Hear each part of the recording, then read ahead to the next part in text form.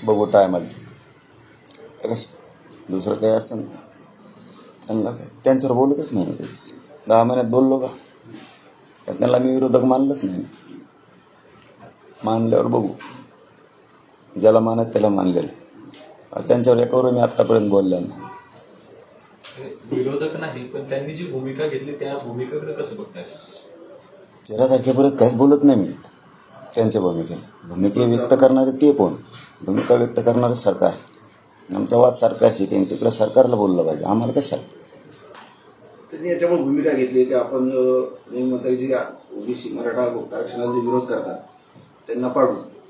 आता त्यांनी तोच मुद्दा घेतला की जे ओबीसी आरक्षणाच्या आडवे येते आम्ही त्यांना पाडू. पाडण राहू द्या मोकळं महाराष्ट्र.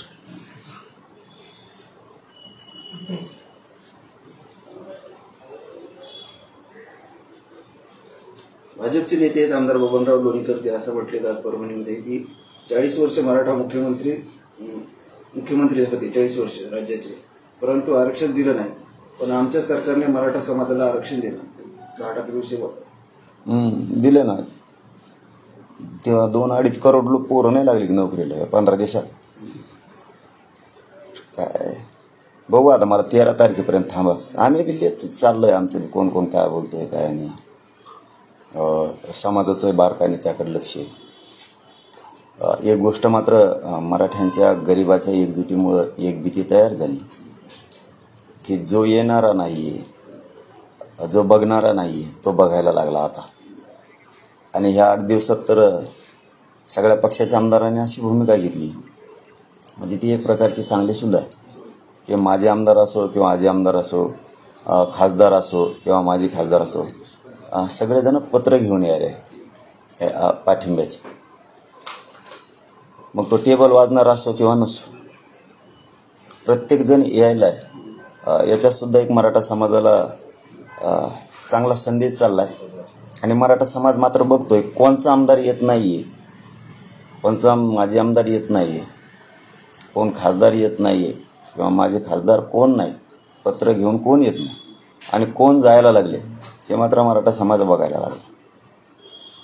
ती एक एकजुटीची धास्ती किंवा एकजुटीची गरज आहे. गरज शब्द म्हणूयात, गरज आहे, ही सिद्ध झाला आता.